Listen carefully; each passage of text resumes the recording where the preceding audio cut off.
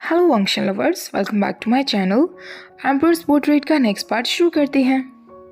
Last part में हमने देखा था वेइंग वांगजी से कहता है जिंगशी तो बहुत दूर है लंजा, और वो उसे लोटस कोव में ले आता है। वेइंग वांगजी को अपने रूम में लेकर आता है। इससे पहले कि वो कुछ कहता, वांगजी ने उसे डोर पर प्रेस कर दिया था। वेइंग वांगजी को आज पहचान ही नहीं पा रहा था। वो बहुत डिफरेंट हो गया था, बहुत पॉसेसिव हो गया था, जैसे कि वो बहुत टाइम से खुद को रोकने की कोशिश कर रहा था। वांगजी के एक्शंस में आज टीजिंग कम दिख रहा था और वो अपनी टीथ का इस्तेमाल ज़्यादा कर रहा था। उसने रफली वेइंग के क्लोथ्स को उसकी बॉडी से अलग कर दिया था। वो वेइंग को अंदर की तरफ खींच कर लेकर जाता है और उसे सीधे बेड पर पुश कर देता है। वेइंग उसे कहता है, अर्गगा प्लीज़ अपने वेइंग के साथ थोड़ा काइंड पेश आइए। वांगजी आज उसके साथ फोर्सफुल ज़रूर था, लेकिन फिर भी वेइंग को अनसेफ फील नहीं हो रहा था।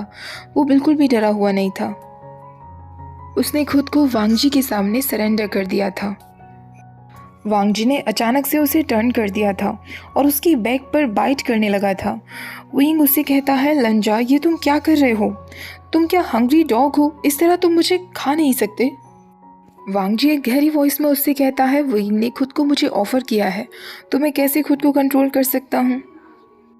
वेइंग फिर उससे कहता है, लनर काका तुमने मुझे प्रॉमिस किया था कि तुम मेरे साथ जेंटल रहोगे। ये मेरा फर्स्ट टाइम है। वेइंग बार बार वांगजी से रिक्वेस्ट कर रहा था, लेकिन वांगजी की इंटेंसिटी में कोई फ़र्क नहीं आया था और ये बात से वेइंग को और भी ज़्यादा हॉट फील होने लगा था। और उस रात उन दोनों के बीच में सब कुछ हो जाता है। जब वेइंग पूरी तरीके से थक गया था तो वो दोनों ब्लैंकेट के अंदर ही एक दूसरे को गले लगाए सो गए थे। वांगजी हमेशा की तरह अर्ली मॉर्निंग उठ गया था अपने यूजुअल टाइम पर। वेइंग हमेशा की तरह उसे कस के पकड़कर सोया हुआ था, जैसे वांगजी ही उसका ब्लैंकेट हो। वेइंग वांगजी को बहुत क्यूट लग रहा था। उसने सोचा कि वो कुछ समय और इसी तरह वेइंग के पास ही लेटा रहेगा। लेटे लेटे काफ़ी टाइम हो गया था और वेइंग के डोर पर सडनली कोई बहुत ज़ोर से किक करता है। वो और कोई नहीं, जिंगशा था। जिंगशा बिना कुछ सोचे समझे रूम में अंदर आ जाता है। वो जोर से चिल्लाता है, वेवुशियन तुम कितना लंबे समय तक और सोने का सोच रहे हो? इससे पहले कि वो और कुछ कहता, वो देखता है कि वांगजी भी वही वेइंग के बेड में था। वेइंग और वांगजी दोनों बेड में नेकेड थे। जिंगशा का चेहरा शर्म से लाल हो गया था। वांगजी उसकी तरफ देखता है, लेकिन वांगजी को ज़्यादा कुछ फर्क नहीं पड़ा था।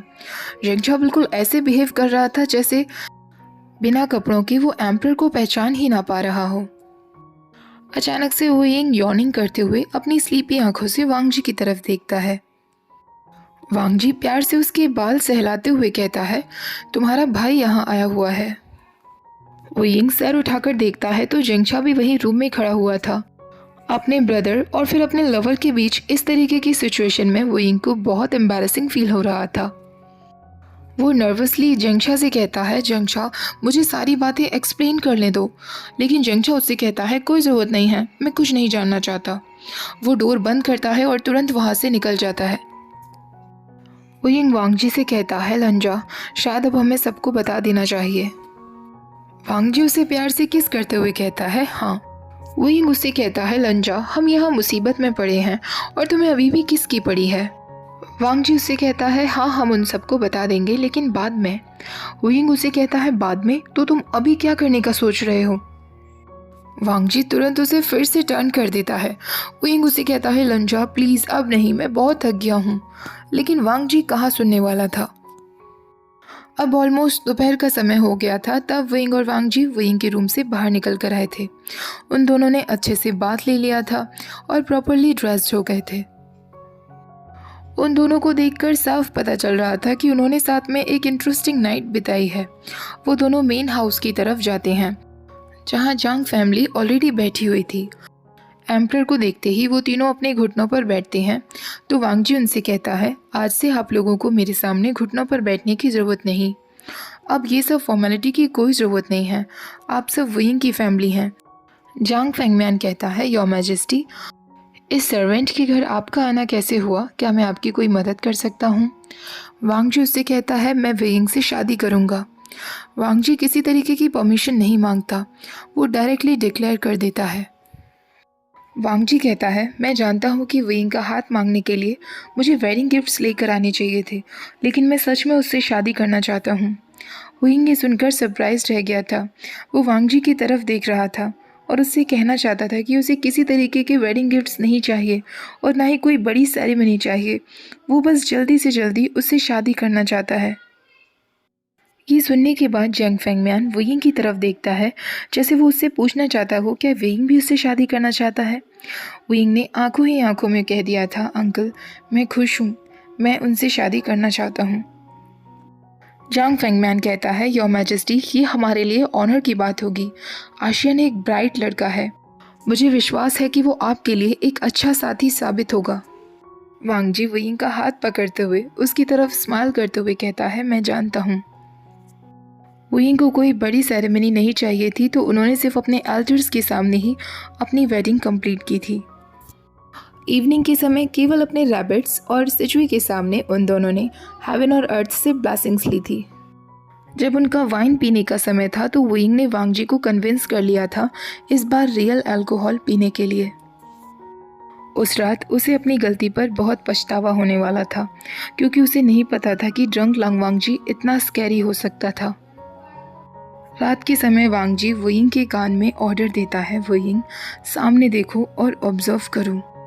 वेइंग कहता है, योर मैजेस्टी प्लीज़ मुझ पर तरस खाओ, मैं ये सब नहीं देख सकता, मुझे बहुत एम्बैरेसिंग फील हो रहा है। ऐसा कहकर वो अपना सिर झुकाए खड़ा हुआ था।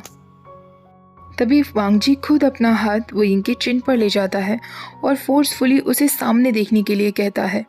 वेइंग को ना चाहते हुए भी अपना सिर ऊपर की तरफ उठाना पड़ता है। सामने मिरर रखा हुआ था जिसमें वेइंग खुद का रिफ्लेक्शन देख सकता था। इससे ज़्यादा शेमफुल सीन उसके लिए नहीं हो सकता था। वो अपनी आंखें बंद करता है और वो सब भुलाने की कोशिश करता है जो उसने अभी मिरर में देखा, लेकिन उसका कोई फ़ायदा नहीं था। मिरर में एक कमज़ोर यंग मैन दिख रहा था जो अपने घुटनों पर बैठा हुआ है। उसके रोब्स जगह जगह से फटे हुए हैं जहाँ से उसकी बॉडी रिवील हो रही है। उसकी स्किन पर जगह जगह बाइट मार्क्स और हिक्कीज के निशान थे। उस यंग मैन के पीछे हैंडसम अनड्रेस्ड एम्परर खड़ा हुआ था, जिसने अपने हाथ से वेइंग के नेक को टाइटली पकड़ लिया था। वो वेइंग के नेक पर बाइट करते हुए फिर उसे ऑर्डर देता है, अपनी आंखें खोलो और सामने देखो वेइंग। वेइंग एकदम घबरा गया था, क्योंकि उसे नहीं पता था कि अगर उसने एम्परर की बातें नहीं मानी तो पता नहीं एम्परर उसका क्या कर देंगे, क्योंकि इस वक्त एम्परर उसके साथ बहुत फोर्सफुल थे। क्या वो उसे फिर से बांध देंगे? ऐसा सोचकर वेइंग धीरे धीरे अपनी आंखें खोलता है और मिरर में वांगजी की आंखों की तरफ देखता है। वांगजी की आंखों में हीट थी, डिज़ायर था। वांगजी वेइंग से कहता है, अच्छे से याद रखना वेइंग, जो भी तुम सामने देख रहे हो तुम्हें ये सब बाद में पेंट करना है। वेइंग तुरंत एम्बैरेसिंग फील करते हुए नामे सिर हिला देता है, तो वांगजी उससे कहता है, क्या तुम ये नहीं चाहते थे? जब तुम मेरी पोर्ट्रेट पेंट कर रहे थे मैंने तभी तुम्हारी आंखों में डिज़ायर देख लिया था। वेइंग की चीक्स का कलर और भी ज़्यादा रेड हो गया था, क्योंकि ये बात बिल्कुल सच थी कि एम्पर को देखने के बाद वेइंग के मन में एम्पर को लेकर काफ़ी सारी फैंटेसीज थी, इसलिए वो चुपके से उनके पोर्ट्रेट्स भी ड्रॉ किया करता था। वेइंग फिर वांगजी से कहता है, योर मैजेस्टी मैं ये नहीं कर सकता। वांगजी जैसे वेइंग के आंसर से बिल्कुल भी खुश नहीं था। जो थोड़े बहुत कपड़े वेइंग की बॉडी पर थे वो भी वांगजी कम्प्लीटली हटा देता है।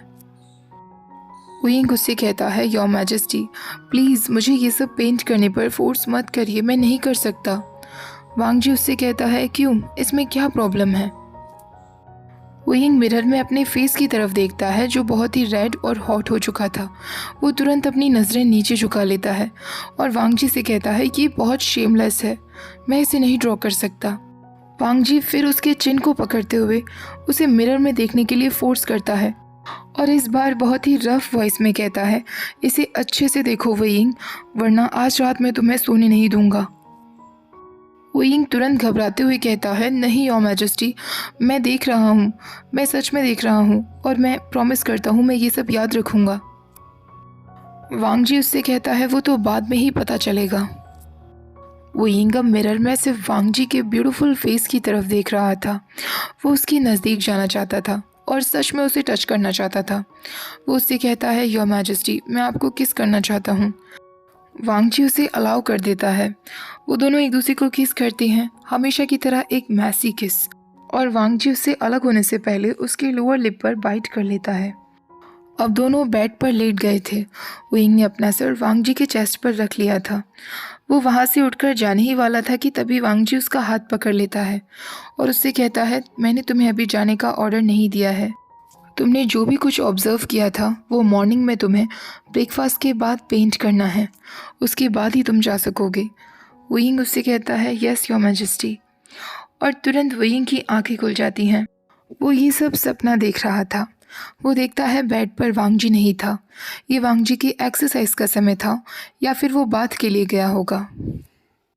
विंग को इतना एम्बैरेसिंग फील हो रहा था कि उसने ऐसा सपना देखा जिस सपने में एक बहुत बड़ा मिरर था और एक बहुत मीन वांग जी था। दूसरी तरफ वांग जी भी अपनी एक्सरसाइज से फ्री हो गया था। वो बात ले चुका था।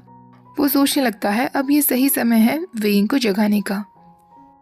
वो बेडरूम में जाता है क्योंकि विंग को वांग जी के सॉफ्ट किसेस से ही उठने की आदत थी।